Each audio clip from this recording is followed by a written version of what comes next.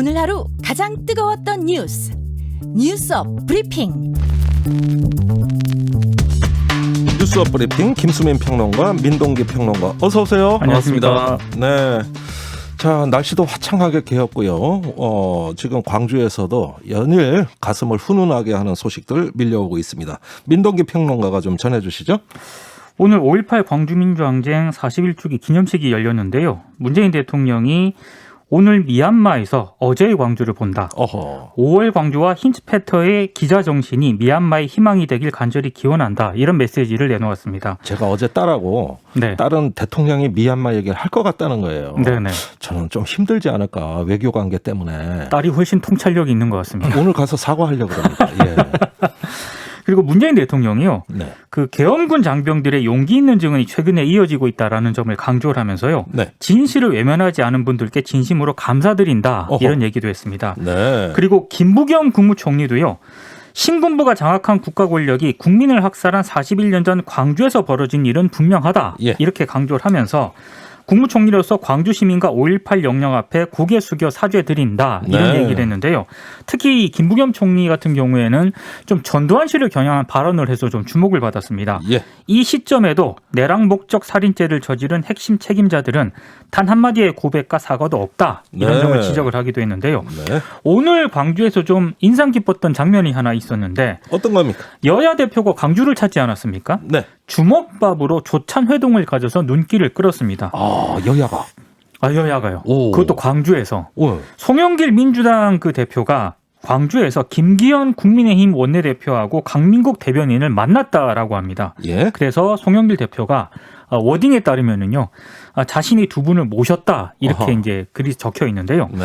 특히 이제 주먹밥이 좀 눈길을 끄는 게 5.18 민주화 운동 당시에 광주 시민들이 이 시민군에게 나눠줬던 게 바로 주먹밥이거든요. 예.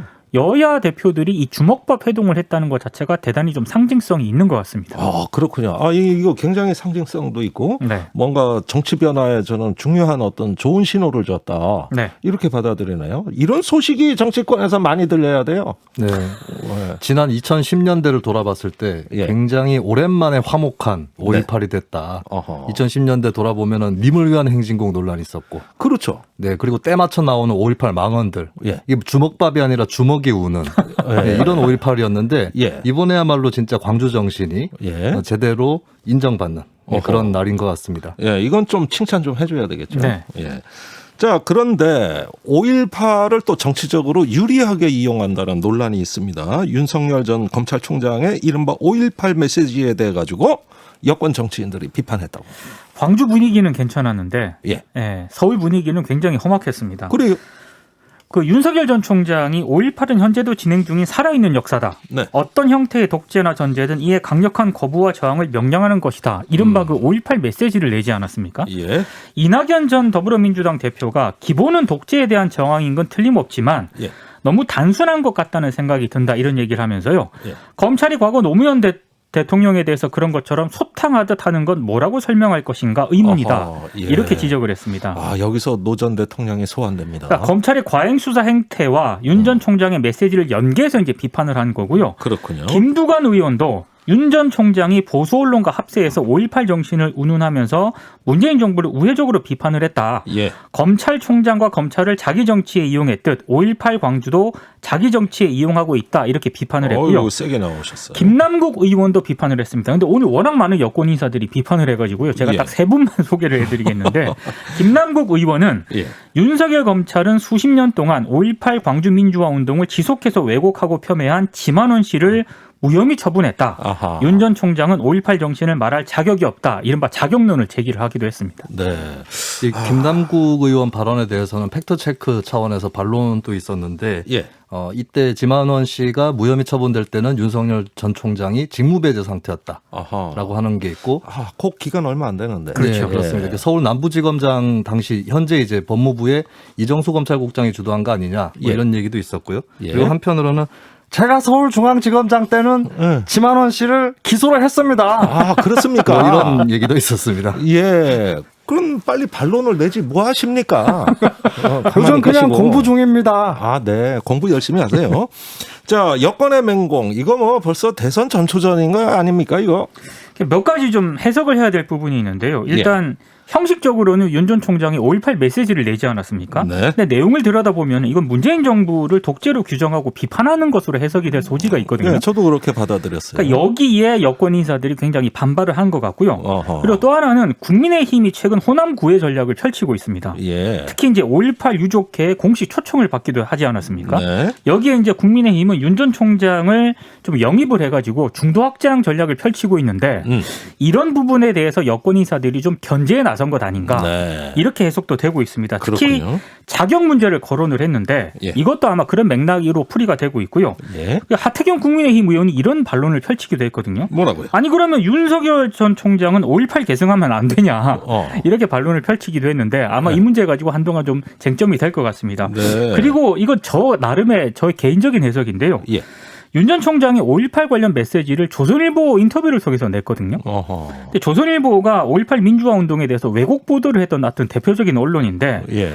굳이 전두환 신군부를 미화하는 데 앞장섰던 언론을 통해서 5.18 메시지를 낸 것에 대해서 예. 상당히 여권 일각에서 불편해하는 거 아닌가. 네. 그래서 좀 강하게 반발이 나오는 것 아닌가라고 저 개인적으로 해석을 하고 있습니다. 예. 그러면은 5.18 당시에 사태를 왜곡한 그 언론에 대한 어떤 견해도 밝히도록 이렇게 자꾸 여권에서 압박을 해야 되겠네. 서로 공방이 그렇게 주고받는 모양도 될 수 있겠어요. 그렇게 되면 건강한 논쟁이 될 수 있을 거라고 저는 그렇습니까? 봅니다. 예. 네. 여러 가지 토론이 필요한 것이 어떤 특정한 시각에서 5.18을 전유하려는 것보다는 다양한 해석이 있고 그 해석 간에 또 갈등도 있는 것이죠. 민주국가이기 때문에. 맞습니다. 그것이 5.18 시민군들이 만들려고 했던 민주주의 대상인 것이고 이를테면 좀 논쟁을 고차원적으로 끌어올려서 예. 윤 전 총장의 같은 경우 자유민주주의라는 표현을 쓰고 있는데 자유민주주의란 무엇인가? 예. 그것은 헌법 정신과 얼마나 연관이 있는가? 뭐 이런 쪽으로 좀 더 논쟁을 승화시키는 것이 어떨까? 이런 생각도 듭니다. 예. 고품격. 아니 원래 품격이 높아요. 예. 광주의 그런데 품격입니다. 좀 약간 차이가 느껴지는 게 5월 광주, 특히 그 5월 단체들은 이제 통합과 화합, 어떤 국난 극복을 5월 정신으로 이야기하는 분위기인데 비해서 서울은 약간 해석 투쟁. 예, 또 각을 세우는 어떤 분위기가 서울하고 광주가 약간 공기가 다르지 않아요? 여의도가 지금 여러 가지 문제가 얽혀 있거든요. 예, 네. 알겠습니다. 광주에 가서 싸우는 것보다는 네. 여의도에서 싸우는 게 낫겠죠. 그렇습니다. 아, 그렇군요. 네. 예, 이것도 참 어떤 정치의 지정학이다. 저는 그렇게 생각합니다. 두 번째 뉴스, 김수민 평론가. 네, 오늘 여야 합의 소식이 들려왔습니다. 네. 민주당, 국민의힘 양당이 합의한 부분들이 있는데요. 네. 김호수 검찰총장 후보자 청문회 일정 합의를 했고요. 네. 그리고 법사위원장 논의는 계속하되 일단 민생 법안부터 처리하자라고 얘기를 했습니다. 그리고 청와대 특별감찰관 임명, 예. 국회 추천 절차를 진행하기로 또 합의를 봤는데요. 예. 그러나 이 뉴스는 한마디로 이겁니다. 싸움 끝에 합의했다. 계속 싸우기로. 아, 참네. 그러니까 청문회 열어서 싸우겠다는 뜻 같은데. 네. 자, 애초에 국민의힘은 그 법사위 위원장직을 안 주면은 김호수 후보자 인사청문회 일정 못 잡겠다. 이런 입장이었거든요. 네네. 근데 이런 양보를 했다는 건 혹시 5월 광주에서 네네. 주먹밥 회동하는 이런 화합의 정신이 영향을 준 거 아닐까, 이거? 그 광주하고 연관성은 잘 모르겠는데 국민의힘 입장에서도 매번 발목 잡는다라는 프레임은 좀 조심을 할 필요가 있겠죠. 예. 그런 차원에서도 어느 정도 고려가 있었을 거라고 보여지고 그래요. 그리고 청문회를 열어서 우리가 어느 정도 공격을 하는 것이 더 유리하다. 어허. 대여 공세를 이어나가겠다. 예. 이런 판단을 했던 것으로 보입니다. 그래요? 그래서 21일 본회의에서는 민생 법안만 일단 처리를 하게 됐고요. 네. 법사위원장 문제 그럼 앞으로 어떻게 될 거냐. 민주당은 절대 양보를 하지 않을 태세거든요. 윤호중 원내대표 같은 경우도 인터뷰에서 다수 여당이 법사위원장 반드시 갖고 있어야 된다라고 얘기를 했고 대신에 나머지 상임위원장 자리에 대해서 협상하자면 협상할 수 있다라고 밝혔거든요. 예. 그럼 이제 국민의힘이 어떻게 응수를 할 거냐 이 문제인데 법사위원장직을 계속 달라고 요구를 할 거냐 예. 아니면 나머지 상임위원장을 챙겨서 좀 실리를 확보하자 예. 이런 쪽으로 갈 거냐 이 기로에 서 있다고 볼 수 있는데 근데 또 이제 실제로 법사위원장을 갖는 것보다는 여당의 독선을 부각시키는 이런 전략으로 가게 된다면은 또 계속해서 싸움이 일어나게 되겠죠. 그리고 또 하나 포인트가요. 김호수 후보자 청문회니까 김호수 후보자 자체에 대해서 이제 검증을 하겠다라는 그런 전략도 있겠지만 이성윤 서울지검장 이른바 그 공소장 유출 논란에서 불거진 이 나온 이름들이 있거든요. 예. 이를테면 뭐 조국 전 장관이라든가 박상기 전 장관이라든가 윤대진 전 법무부 검찰국장과 같은 인물들 이름이 거론이 됐습니다. 네. 당연히 김오수 후보자 청문회에서 이 이름들도 거론이 될 수밖에 없고요. 그럼 차라리 이 공세의 장을 충분히 활용하자. 아마 이렇게 전략을 바꾸지 그런 않았을까. 전략이 있을 수도 있겠네요. 네. 자, 여기서 한 가지 좀 확인 좀 하고 넘어가죠. 네. 그 윤호중 민주당 원내대표가 법사위원장 계속 맡는다고요? 법사위원장을 새로 민주당이 박광원 의원으로 내정을 하지 않았습니까? 근데 아직 안 바뀌었기 때문에 일단 알겠습니다. 이번 김오수 후보자 청문회까지는 윤호중 위원장이 계속 맡는 것으로. 이번 청문회는 윤호중 위원장. 아직도 위원장직은 갖고 있거든요. 국민의힘이 반대해서 선출 절차를 진행을 못 해가지고요. 그런 좀 아이러니가 좀 있습니다. 자, 그러니까 내정됐다는 소식 들은 지가 꽤 오래거든요. 브리핑이 하도 이상해서 제가 팩트 체크 한번 다시 한 겁니다. 자, 대통령 친인척과 청와대 수석비서관급 이상을 감찰하는 특별감찰관이라는 자리가 있습니다. 그런데 이게 추천이 안 돼서 5년 동안 지금 공석으로 남아 있단 말이에요. 이번엔 주인 찾을 수 있을까요?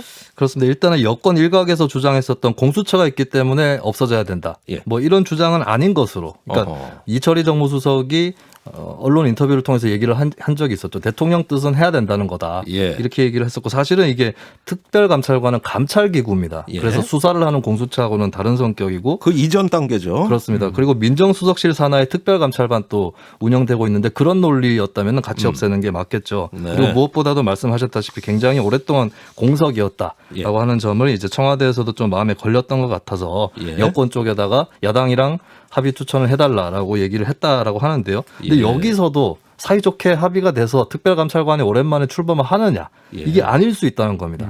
첫 번째는 국회에서 3명을 추천해서 대통령이 임명을 하도록 되어 있거든요. 이러면 이제 만약에 여당 2명, 야당 1명 이렇게 추천을 한다라고 하면 야당 입장에서는 그거 여당에서 추천한 사람 답정너식으로 임명될 거 아니냐.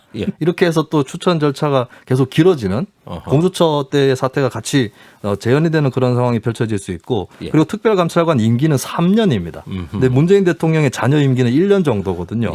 그러면 이제 다음 대통령 전반기까지 신임 감찰관이 소화를 해야 되는데 안 그래도 왜 이제 와서 임기 후반에 임명하지라고 하는 그런 의구심이 정치권에 있는 상황에서 다음 대통령은 또 누군 줄 알고 어떻게 한단 말이냐 이런 생각이 또 들 수가 있는 거죠. 사실 박근혜 정부 당시에 청와대 특별감찰관에서부터 그 국정농단 이 불씨가 이제 시작이 됐거든요. 그렇습니다. 그만큼 중요한 자리인데 김성태 전 원내대표 그때 이제 문재인 정부 초기죠. 그때 추천 못하는 이유가 추천할 사람이 없다 그랬어요. 야당에는 아무도 안 온다. 추천하겠다 그러면 다 도망간다. 그래서 추천 안 해가지고 장기적으로 공석이 된 거란 말이죠. 그렇습니다. 청와대가 임명을 안 한 게 아니에요. 요즘은 조금 짚어드리고요. 이래저래 싸울 거리 많이 남아 있는데 결국은 26일 날 개최하기로 한 김오수 후보자 청문회부터가 그 싸움판에 이제 시작이 되겠죠. 국민의힘은 정치 편향 논란 이것을 계속 짚혀갈 것으로 보이는데 민주당의 대응은 무엇이냐. 오늘 한 언론에서 입수한 내부 보고서가 있습니다. 여기에 보면은 김오수 검찰총장 인사청문회 철저 대비라는 항목이 있는데 이것입니다. 한마디로 검찰의 정치적 행태를 비판하자. 그러니까 맞불을 지피자라고 하는 거고 특히 최근에 나왔던 이성윤 서울중앙지검장 공소장 언론 유출 이런 건이라든지 이런 것을 통해서 이 검찰이야말로 정치적 편향이 있었고 이것을 개혁하려는 사람이 김오수다. 뭐 이런 논리를 펴려고 하는 것 같아요. 이러면서 이제 또 청문회에서도 굉장히 강한 대치가 이어질 것 같고 현재로서는 지금 예측을 굳이 하자면 여당이 또 단독으로 보고서를 채택하지 않을까 그런 관측을 좀 해봅니다. 저도 거기에 한 표 던집니다.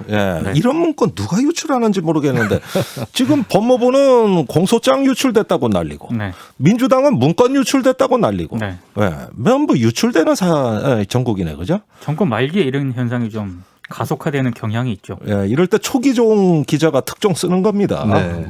막 유출될 때 잡아야죠. 세 번째 뉴스 민동기 평론가. 한미 정상회담 관련 소식을 가져왔는데요. 이 뉴스의 비밀은요. 백신 줄게. 반도체 쿼드 동참해.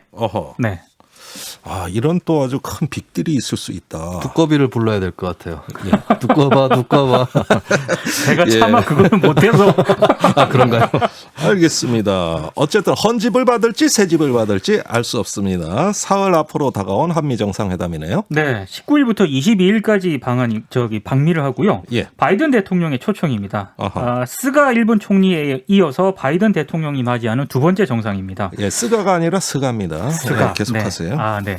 그리고 한미 정상회담과 공동 기자회견은 물론이고요. 네. 뭐 해리스 부통령 접견이라든가 미 하원 방문 그리고 뭐 국립묘지 알링턴 국립묘지 방문과 같은 일정들이 예정이 돼 있고요. 네. 특히 SK 이노베이션 현지 공장 방문 일정 등도 소화할 예정입니다. 난 맨 마지막 그 얘기하신 게 관심이 가네. 그렇습니다. 예, 예. 뭔가 있어요 이거. 자, 정상회담이 어떤 의제가 올라올까 관심이죠. 아무래도 백신 협력 문제가 주요 의제로 다뤄질 것으로 보입니다. 특히 네. 문재인 대통령도 이번 방미의 목표 가운데 하나로 백신 협력 강화를 제시를 했거든요. 네. 구체적으로 살펴보면은 백신 스와프, 그러니까 미국에 남는 백신을 먼저 빌려오고 나중에 갚는 방안이 거론이 되고 있고요. 예. 더 나아가서 백신 위탁 생산을 통해서 한국을 백신 허브국으로 만들어서 예. 백신 불안 문제를 근본적으로 해소하겠다. 이게 정부의 구상입니다. 예. 그런데 실제로 어느 정도 성과를 낼지가 좀 관심입니다. 예, 한때 여당에서 문재인 보유국이다 이런 어떤 그 네. 캐치프레이드가 많이 유행했는데 이제는 백신 보유국이다 이렇게 좀 진화했으면 좋겠네요. 코로나 전국이니까요. 한 예. 가지 걸림돌이 바이든 대통령 같은 경우는 지식재산권 일시 면제를 하자. 그렇죠. 백신에 대해서 이런 주장을 하고 있는데 제약사에서 반발을 하고 있어서 예. 이것이 좀 걸림돌이 아닌가 싶어요. 그런데 제약사의 그 개발비 대준 게 미국 정부인데. 맞습니다. 그렇습니다. 예, 진짜 소유권은 누구한테 있겠습니까? 미국 정부라고 볼 수도 있는 거 아닙니까? 네. 그렇죠. 백신은 누구 겁니까? 네, 바이든 예. 대통령이 한번 물어야 될 것 같습니다. 맞습니다. 저 워싱턴에 가서 그렇게 소리 질러야 됩니다. 네. 자, 우리가 받는 게 있으면 주는 것도 있지 않느냐? 그게 뭐 반도체입니까? 외교의 기본은 기브앤테이크인데요. 예, 지금 미국이 중국과의 패권 경쟁에 사실상 지금 뭐 굉장히 치열하지 않습니까? 그렇습니다. 특히 이제 반도체 공급망 참여를 요구받을 가능성이 굉장히 큽니다. 네, 한국이 반도체하고 배터리를 선도하는 그런 나라 가운데 하나다 보니까요.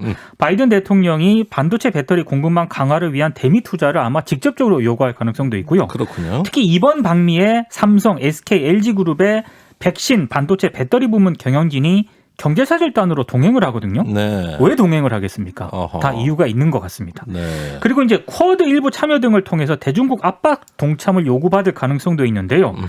이 쿼드라고 하는 협의체가 중국 견제를 위한 그 협의체지 않습니까? 네, 원래는 그렇게 시작 안 됐는데 그렇죠. 그렇게 변질이 된 거죠. 뭐 변질이 네, 됐는데. 원래 동남아 쓰나미 그 구호하려고 맞습니다. 만든 예. 거예요. 예. 근데 이 쿼드의 3대 협력 분야가 바로 백신, 신기술, 기후변화입니다. 네. 한국의 쿼드 참여 문제가 정상회담 테이블 위에 오를 가능성이 제가 봤을 때는 굉장히 큰 것으로 보여지고요. 그래요. 그리고 지금 바이든 행정부 같은 경우에는 대북 정책 검토가 완료된 상태에서 지금 문재인 대통령을 만나지 않습니까? 그렇습니다. 아무래도 한반도 비핵화라든가 평화 체제를 위한 해법이 모색이 될 것으로 보이는데 예. 제 개인적인 관심은 여기서 문재인 대통령이 종전선언 등을 다시 꺼내들 것인가 어허. 이게 굉장히 관심입니다. 네. 꺼내들었을 때 바이든 대통령이 어떤 입장을 보일 것인가 이것도 관심이고요. 네. 청와대 관계자가 기자들에게 이런 얘기를 했습니다. 회담 합의문에 들어갈 내용은 계속 협의 중이다 이런 얘기를 했는데 예. 저는 거의 완료가 된 게 아닌가 싶습니다. 아, 그래요.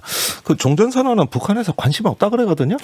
그래서 그런 카드보다는 예, 조금 뭐 북한이 그 단계적인 비핵화를 할 때 상응 조치, 그렇죠. 예, 뭐를 줄 수 있느냐 이런 걸 좀 더 구체화하면 생산적일 건데. 만약에 그게 좀 구체화된 내용이 나온다면 북한이 협상 테이블에 나올 가능성이 그러니까 더 지금 높아지겠죠. 갑자기 북한이 조용해졌어요. 요즘 그렇습니다. 며칠. 네. 뭐가 나올지 모르거든요. 그렇습니다. 예. 뉴스업 브리핑 여기까지 하겠습니다. 김수민 평론가, 민동기 평론가 수고 많았어요. 고맙습니다. 고맙습니다.